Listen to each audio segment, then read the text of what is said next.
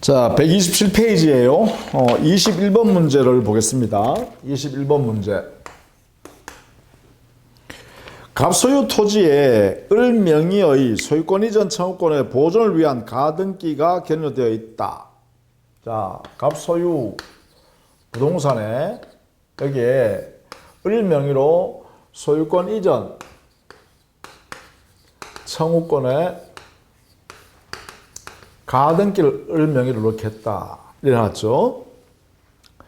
보존을 위한 가등기입니다. 보존을 위한 가등기. 자, 보겠습니다. 옳은 것은 1번. 가등기가 있다고 해서 을이 갑에게 소유권 이전 등기를 청구할 법률 관계가 존재한다, 출현되지 않는다. 이게 뭐냐? 가등기에는 실체법상 아무런 효력이 안 생기죠. 상 아무런 효력이 없다. 이래 되겠죠. 그래서 등기의 추정력조차 생기지 않습니다. 그래서 1번 맞다. 2번 을이 가등기에 기한 본등기를 하면 자, 드디어 가등기에서 을 명의로 가등기에서 본등기했다. 그러면 소유권 등기를 이렇게 하는 거죠. 이게 본등기죠. 본등기 하면 가등기를 격려한 때로부터 토지에 대한 소유권을 취득한다가 아니라 요 소유권 등기된 요때부터 이때부터 을은 소유권을 취득한다. 이렇게 해야 돼요. 이걸 우리는 장래효라 그래요. 물권 변동에 대한 시기는 장래효다. 이렇게 표현하는 거예요. 따라서 2번이 틀렸습니다.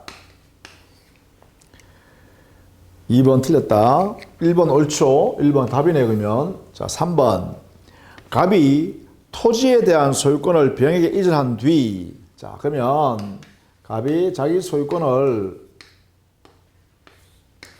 병한테로 소유권 이전 등기한 후, 자, 이렇게 했습니다. 자, 이렇게 했어요. 후에 을이 본등기를 신청하려면, 자, 이제 을이 가등기에서 본등기를 이렇게 하려고 합니다. 본등기. 그러면 소유권 등기죠. 자, 소유권 등기 하려고 그러면, 당연히요, 여기에 가등기를 해준 사람이 누구예요? 갑이죠. 그렇죠. 소유권 청구를 가등기, 얘기해 해준 사람이잖아요. 이게 뭐냐면, 갑을 우리는 가등기한 의무자라고 합니다. 의무자. 그러면, 이 본등기 신청 있죠? 이 본등기 신청을 어떻게 하냐 하면 을은 갑에게 본등기 해달라고 청구하는 거예요. 이렇게 본등기 하자고 청구를 얘한테 하는 거죠. 그래서 신청은 갑과 을이 공동으로 본등기 신청을 이렇게 하는 겁니다. 따라서 병에게 등기 신청하는 게 아니라 이렇게 갑과 을이 본등기를 공동 신청하고 신청을 받은 등기관이 있죠. 자, 신청을 받은 등기관은 이 제3자 앞에 있는 병의 소유권 등기는 직권에 의해서 말소해 버립니다. 이렇게 직권으로 말소한다. 등기관이 직권 말소합니다. 이렇게 알아두셔야 돼요. 자, 그 다음 4번. 을의 가등기 후 갑이 정에게 저당을 설정해 주고 을이 본등기를 하면 을은 정을 위한 무상보증인 지위를 갖게 된다.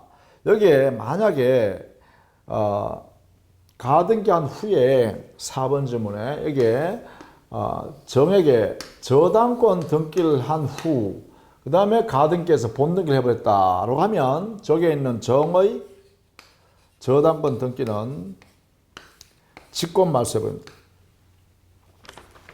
내용을 알아두셔야 합니다. 이것도 직권 말소 대상이다. 그렇죠? 있으면 안 될 등기이기 때문에 그렇습니다. 직권 말소돼 버린다. 무상 보증인 지위에 있는 게 아니다. 5번. 을은 가등기된 소유권 이전 청구권을 가등기에 대한 부기등기 방법으로 타인에게 양도할 수 없다 했는데, 자, 을의 소유권 이전 청구권을 무엇을 가등기해 뒀다면, 만약에 을이 가지고 있는 소유권 청구권을 제3자에게 이렇게 양도했을 때 적법하게 양도됐다. 이되면 이 제3자는 소유권 이전 청구권을 취득할 거 아닙니까? 이 청구권은 가등기 상태에 있는 청구권이니까 이것을 가등기하겠죠. 즉 가등기를 을의 명의로 있다가 이제는 뭐예요? 제3자 명의로 이렇게 바꿔야겠죠. 이게 가능하다. 자, 양수인, 소유권 이전 청구권을 받은 양수인인 제3자는 자기 앞으로 가등기 되어 있는 이 형태를 부기등기로 가등기를 이렇게 할 수 있습니다. 이게 가능하다. 그래서 이걸 우리는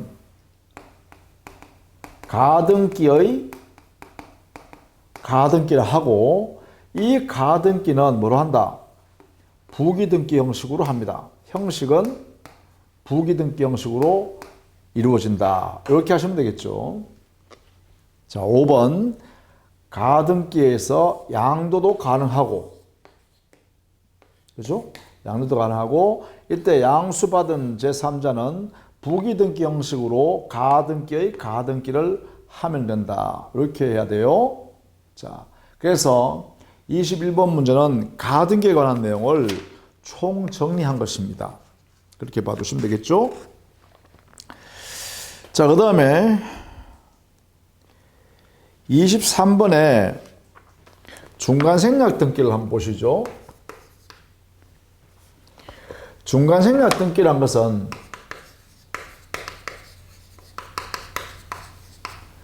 최초 매도인이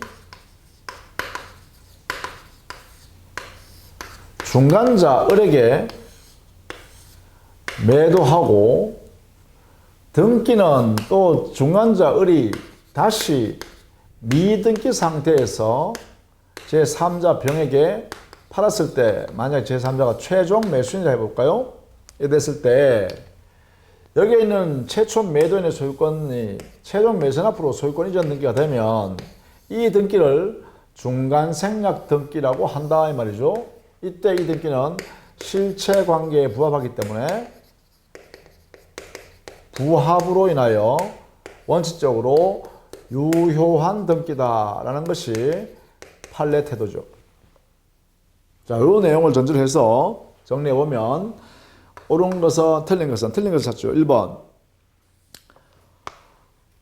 적법한 등기 원인에 기해 중간생략 등기가 견유된 이상 중간생략 등기에 관한 합의가 없었다는 이유만으로 그 등기가 무효화되지는 않는다. 이게 뭐예요? 바로 실체관계에 부합하다는 거죠. 실체관계에 부합하는 범위 안에서는 유효한 등기다라고 해석하는 것이죠. 옳다. 2번. 최종 매수인은 최초 매도인에 대해 채권 양도를 원인으로 하여 소유권 이전 등기 절차를 이행을 청구할 수 있다 했는데 안 됩니다. 여기서 만약에 여기에는 최종 매수인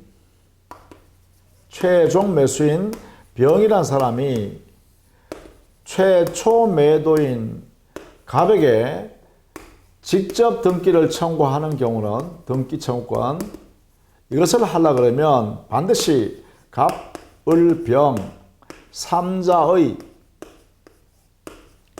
합의가 존재해야 됩니다. 이게 존재할 때만 직접 등기 청구를 할 수 있고, 그 외에는 직접 청구권을 인정하지 않습니다. 이렇게요. 직접 등기 청구권을 최종 매수인이 최초 매도인한테 등기를 청구한다는 것은 어떤 경우에만 인정하냐? 바로 3자의 합의가 있을 때만 가능하다. 그 외에는 안 된다. 이렇게 해야 되고, 만약에 3자의 합의가 없다면 그때는 최종 매수인 병은 중간자를 대위해야 됩니다. 병은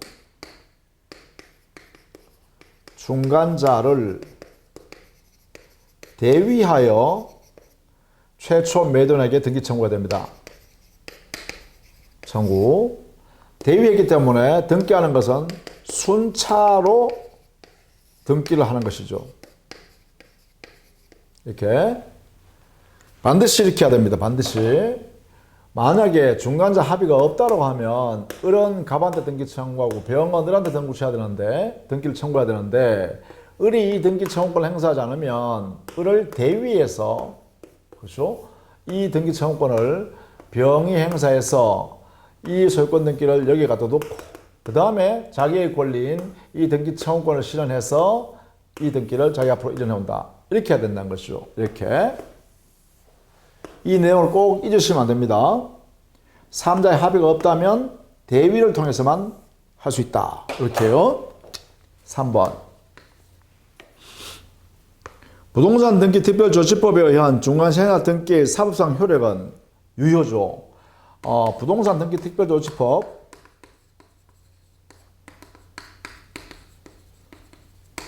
조치법상의 중간생략 등기 금지 규정은 중간생략 등기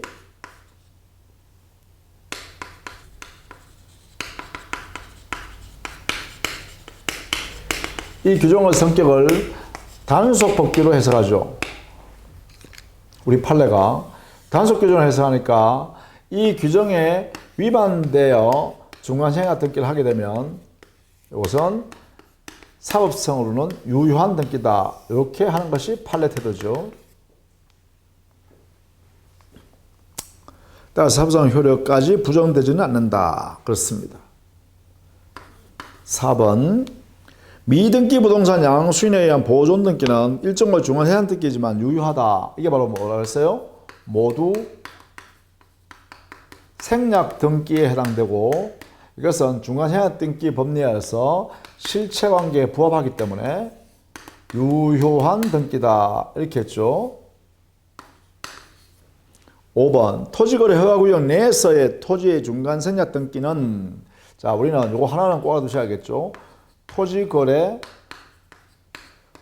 허가구역 내에서의 중간생략 등기는 이것은 가행법규를 위반한 그러한 의도를 가지고 했기 때문에 이것은 무효인 등기다. 이게 판례 태도입니다. 어디에서 했는 것? 토지거래 허가구역 안에서 이루어진 중간생략 등기입니다. 이것은 무효인 등기다. 이거 한 개는 꼭 알아두시기 바랍니다.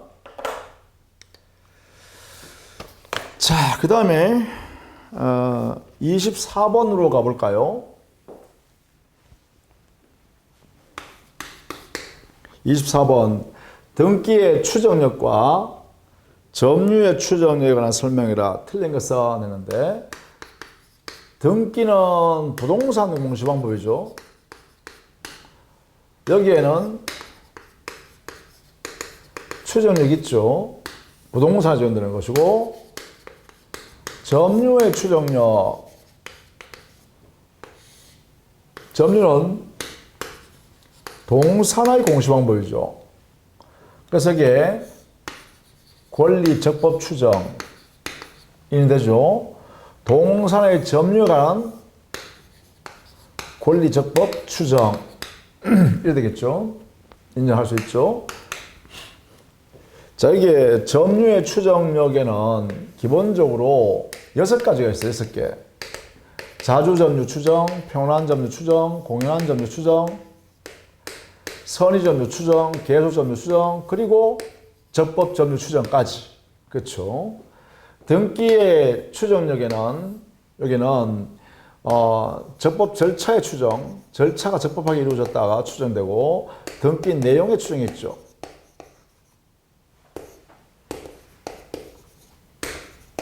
이렇게 인정하고 있습니다.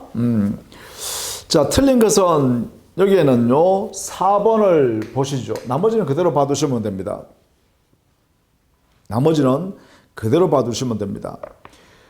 4번. 소유권 이전 등기가 견효되어 있는 경우 그 등기는 전 등기 명의자에 대해서 추전이 있는데나 제3자들은 그렇게 하지 않다 했는데, 이 등기의 추전력은 직전 소유자에 뿐만 아니라 제3자에 대해서도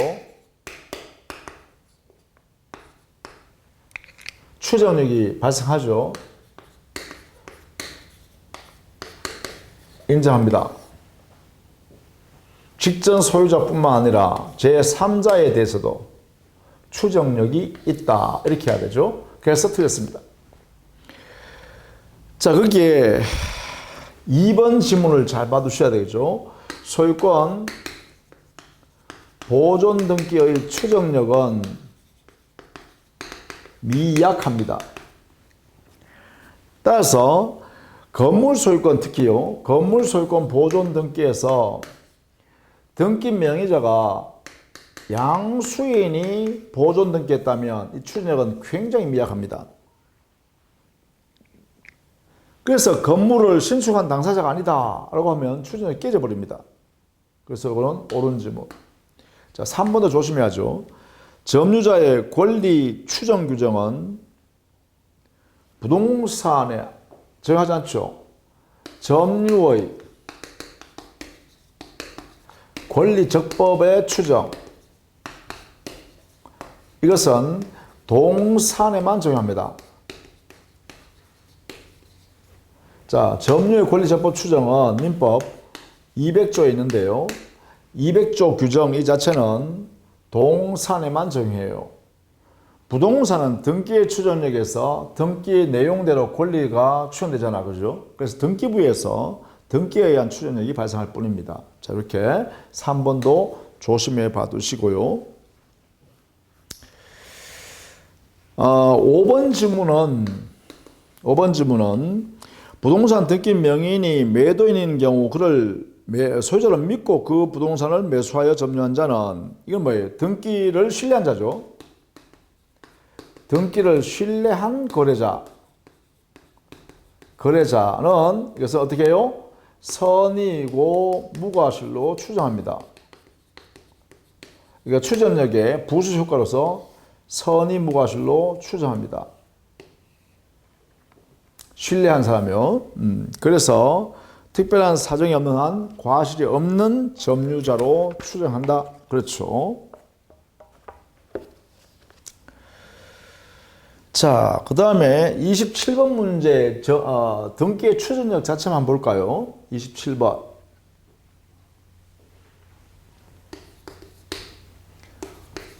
등기의 추정력.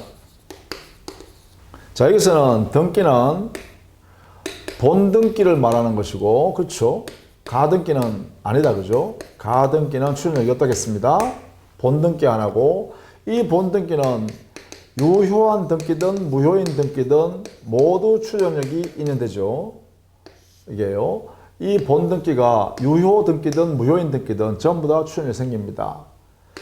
그 다음에 추정이 되니까 여기에 추정되는 사용, 추정되는 사실, 이것을 부정하는 사람이 입증해야 되죠. 입증 책임은 부정하는 사람의 책임이다. 그렇죠? 자, 이런 내용을 전제로 해서 하고, 추정의 범위는, 절차를 적법하게 했다고 추정하고, 등기 내용은 그대로 있는 내용대로 추정한다. 이러겠죠? 절차의 추정과 내용의 추정 이렇게 돼 있고, 이것은 직전 소유자뿐만 아니라 제 3자에게도 추정력이 있는 데죠. 자, 추정. 27번. 틀린 것은 했습니다. 1번. 소유권 이전 등기가 된 경우 특별한 사정이 없는 한 이전 등기에 필요한 적법한 절차 거치는 걸 추정한다. 절차의 추정력이죠. 1번. 옳다. 2번. 소유권 이전 등기가 된 경우 등기 명의는 전 소유자에 대해서 적법한 등기 원인에 기하여 소유권 취득을 추정한다. 이거죠. 직전 소유자에 대해서 추정한다. 옳다. 3번. 소유권 이전 등기가 불법 마소된 경우 마소된 등기의 최종 명의는 그 회복 등기가 견효되기 전이라도 적법한 권리를 추정한다. 이게 뭐예요? 추정된 내용. 자, 이게 불법 말소됐으면 말소등기가 무효잖아요. 그렇다면 등기된 내용대로 추정해야겠죠. 자, 4번. 등기 명인이 등기 원인 행위의 태양이나 과정을 다소 다르게 주장한다고 하여 이래서 추정력이 깨지는 건 아니다. 왜?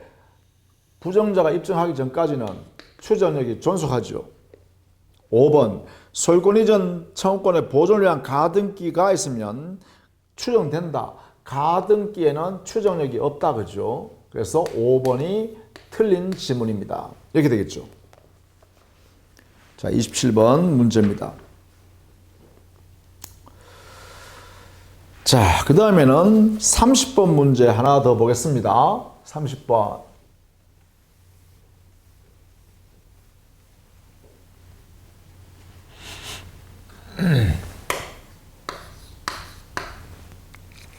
다음 등기에 관한 설명 중 옳지 않은 것은 냈어요. 자, 1번. 등기 공무원이 등기 신청을 접수하고 등기 필증까지 교부하였더라도 실제로 등기부에 기재되지 않았다면 등기가 존재하지 않죠. 등기 부존재. 그러면 물권 변동도 일어나지 않죠. 변동도 생기지 않습니다. 따라서 옳은 지문이다. 2번. 판례는 등기가 있으면 등기 원인이 진정하고 등기 절차가 적법하게 해졌다고 추정된다. 그렇죠. 이걸 우리는 등기의 절차의 적법과 그리고 등기 내용의 추정력이 발생하죠. 적법 절차의 추정, 내용의 추정. 이것을 의미한다. 옳다. 3번. 등기가 되어 있으면 그에 대응하는 실체적 권리관계가 존재하는 걸 추정한다.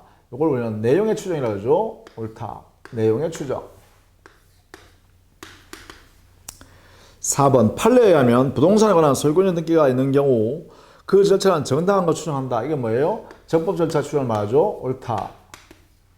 5번. 판례에 의하면 소유권 등기가 인정되는 원인의 적법 추정은 그 전 소유자에 대해서는 인정되지 않는다. 이 범위는요, 직전 소유자뿐만 아니라 제3자에까지도 추정력이 인정된다 했습니다. 직전 소유자한테도. 그래서 틀린 지문이죠. 자, 이렇게 해서 등기의 추정력, 그 내용을 살펴봤습니다.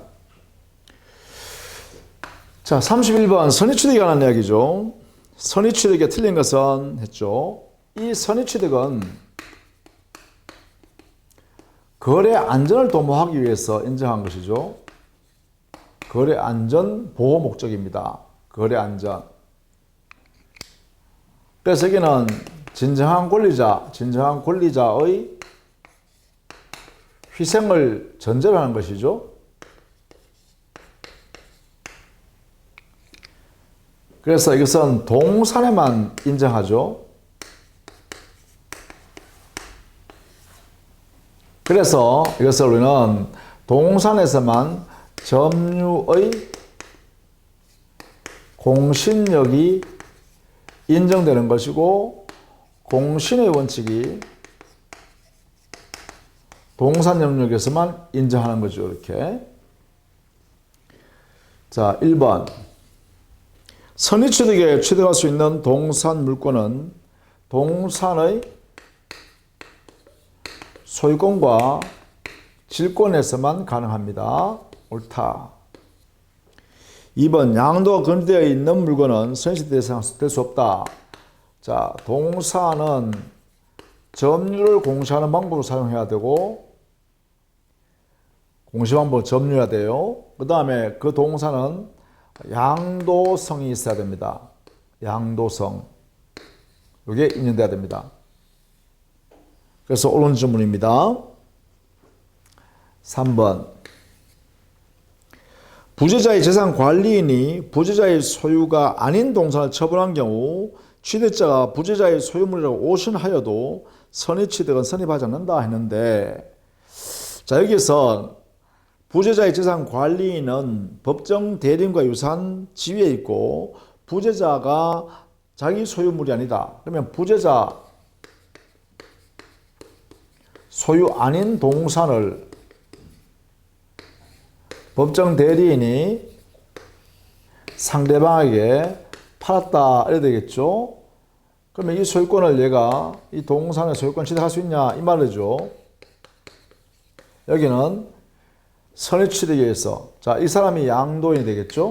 부재자가 양도인, 상대방이 양수인 되겠죠. 그러면 매매계약이 유효하게 이루어졌고 법정 대리인이 했으니까 유권 대리인이잖아요. 그래서 매매계약 유효하게 했고 당의 동산을 소유권이 없는 양도인이 양수인이 거래할 당시에 평온, 공연, 선의, 무과실로 이루어진 점유가 이루어졌다라고 하면 양수인은 그래요. 선의 취득이 가능하네요.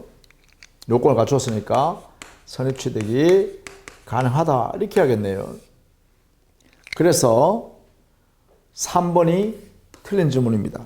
4번 무권 대리인이 본인의 동산을 처분한 경우 자 여기 4번의 경우는 무권 대리인의 대리 행위는 무효인 행위이기 때문에 상대방은 선의 취득을 주장할 수가 없습니다. 왜냐하면 선의 취득에 있어서 거래 행위는 유효한 거래 행위여야 되죠. 유효한 법률 행위로서 거래해야 됩니다. 그래야만 선의 취득이 가능해요. 근데 여기는 무효인 행위이기 때문에 선의 취득을 주장할 수가 없습니다. 더군다나 이 무권 대리인은 이 본인의 소유물을 무권 대리 행위했죠. 대리권도 없이. 그러면 이 사람이 양도인인데 양도인이 무권리자여야 되잖아요. 그죠? 무권리자여야 이게 선의 취득이 가능하죠. 이렇게 선의 취득이 가능한데 만약에 권리가 소유권을 가지고 있는 사람이다 하면 여기는 선의 취득도 인정될 수 없죠. 그래서 본인의 소유 동산을 무권대리인이 상대방과 매매를 거래해서 당의 동산을 넘겨줬다 하더라도 이 상대방은 선의 취득을 주장할 수 없다 이렇게 되는 것입니다. 4번 옳다. 5번 거래행위가 무효이거나 취소된 경우에는 안 되죠. 선의 취득은 반드시 거래행위 자체가요. 양도 양수 행위 자체가 유효한 법령일 때만 선의 취득이 가능해요. 그래서 5번도 옳습니다. 31번 선의 취득에 관한 내용들 봤습니다. 선의 취득에 관한 법 사례 문제 34번 한번 볼까요?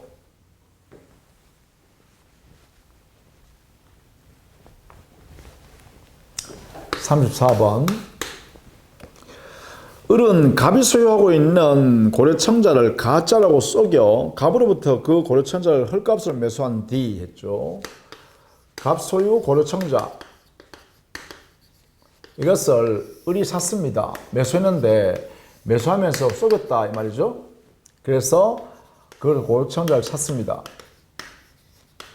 쌀값을 산 다음에 싸게 사가지고 이러한 사정을 알고 있는 병에게 다소 비싸게 팔았다. 이런 사정을 알고 있는 그러면 악의의 병한테 이것을 다시 팔아서 여기에 그 물건을 건네줬다는 것이죠.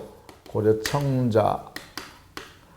안다는 것은 을이 갑을 속여서 사가지고 자기한테 판다는 사실을 알았다는 것이죠. 그 후 갑은 자신이 속은 것을 알고 을과의 계약을 취소했습니다. 자, 사기를 당한 갑은 이 의사표시를 을에 대해서 취소했다. 지금 문제는 여기까지 돼 있죠. 자, 옳은 것은 했습니다. 자, 1번. 을은 선의 취득에 의하여 고려청자의 소유권을 취득한다. 자, 을은요, 계약을 통해서, 매매계약을 통해서 했는데, 사기를 쳐서 취득했죠. 그럼 취소해버리면 어떻게 되죠? 이 사람 소유권 취득할 수 없죠. 왜냐하면 매매계약이 소급해서 무효가 되고, 취소함으로써, 따라서 이 사람은 소유권 취득할 수 없다. 이래 되죠. 따라서 선의 취득은 할 수 없습니다. 왜냐? 얘는요, 속여서 샀으니까 고의로, 위협한 행위로, 기망행했죠. 그렇죠? 그러니까 이 사람은 의도를 가지고 했기 때문에 이런 평온고는 선인 무과실로 당의 목적물을 취득할 수가 없죠. 따라서 안 된다. 자, 2번 병은 선인 취득할 수 없다. 이 사람은 선인 취득할 수 없죠. 벌써 이미 뭐예요? 거래할 때 얘가 소유권이 없다는 사실, 취소했다는 사실을 알고 샀잖아요. 따라서 이 사람은 선의 제3자 보호되지 않는다. 그죠? 선의 제3자도 아니고 악의로 샀으니까. 그래서 이것은 선의 취득이 될 수가 없다라는 것입니다. 따라서 답은 2번이 되겠네요. 3번. 병은 권리자로부터 유효하게 소유권 취득한 것이 된다. 악의 제3자니까 얘가 소유권 없는 사람으로부터 샀기 때문에 소유권이 없죠. 소유권 취득할 수 없습니다. 4번 병은 다른 요건을 갖추면 선의 취득할 수 있다. 안 돼요. 병은 선의 취득 안 돼. 5번 병은 계약을 취소한 때 비로소 소유권 취득한다. 이것도 있을 수 없는 이야기죠. 취소해버리면 소유권 없고 얘도 소유권 얻게 되죠. 그죠? 왜? 악의 제3자잖아요. 취소에 대해서 악의자에 대해서 대항할 수 있죠. 대항할 수 있기 때문에 취소 효과가 여기에도 미친다. 그래서 이 사람은 소유권 허용되지 않습니다. 또 선의 취득도 할 수 없죠. 선의 취득도 안 된다. 왜냐하면 이 거래 당시에 이미 갑과 사이에 차이가 있어 취소될 때 채워서 얘가 소유권 취득할 수 없다는 사실을 알고 샀죠. 그러니까 선의 취득도 인정할 수가 없습니다. 이렇게 되겠죠. 그 다음에 35번 한번 볼까요? 물권 변동에 관한 설명을 옳은 것은, 틀린 것은 했네요. 물권 변동에 관한 전체적으로 보겠습니다. 1번 상속에 의해서 피상속인의 점유권은 상속인에게 이전된다. 자, 점유권의 상속이 가능하죠? 점유권의 상속. 인정합니다. 맞다. 2번 물권에 관한 등기가 원인 없이 말소된 경우 그 물권 효력에는 아무 영향을 미치지 않는다. 그렇죠. 이게 뭐냐면 등기의 존재라는 것은 물권의 효력 발생 요건이죠. 효력이 발생하기 위한 요건입니다. 발생하기 위한 요건. 즉 존속 요건은 아니란 거예요.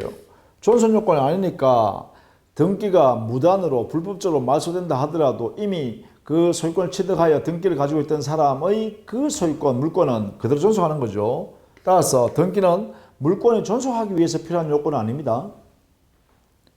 따라서 2번도 그 물권의 효력은 영향을 미치지 않는다. 옳습니다. 3번 신축 건물의 보존 등기를 건물 완성 전에 하였더라도 그 후 그 건물이 완성되었다면 그 등기는 무효라고 볼 수 없다. 이게 뭐예요? 실체관계에 부합한 내용이 되어버렸죠. 실체관계에 부합이 이루어진 소유권 보존 등기가 되잖아요. 그러면 소유권 보존 등기는 유효한 등기라고 할 수 있겠죠. 옳다. 4번 부동산 공유자 중 1위는 공유물에 관한 보존 행위로서 그 공유물에 맞춰진 제3자 명의의 원인 무효 등기 전부의 말소를 청구할 수 없다. 자, 4번은요. 제3자 명의의 소유권 등기가 이렇게 있어요. 그런데 이 등기가 전부 무효인 등기예요.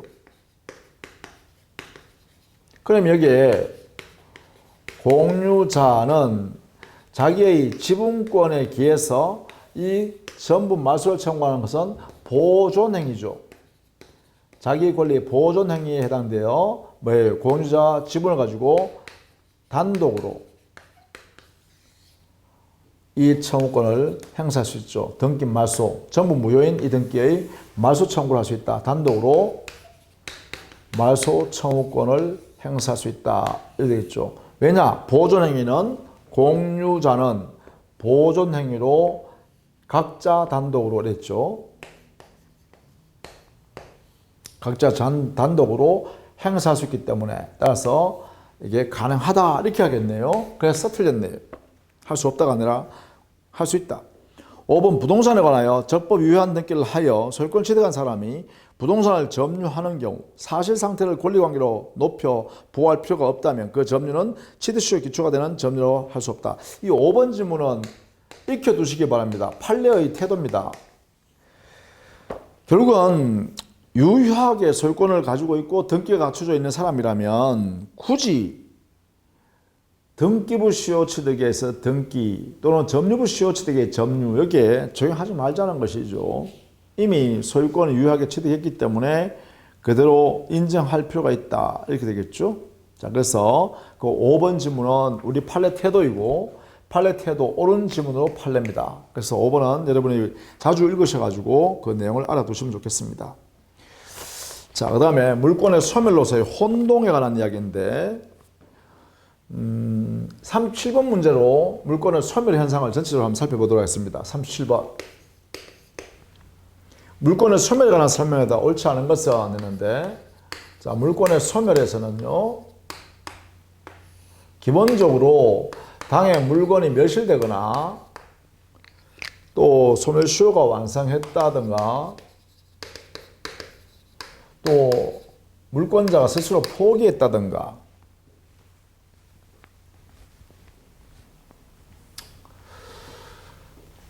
그 다음에 혼동이 일어났다든가 공용 징수가 이루어졌다든가 또는 몰수가 됐다든가 이런 경우에는 당의 물권은 절대적으로 소멸합니다. 절대적 소멸이죠. 이렇게 되죠. 자, 1번 볼게요. 1번.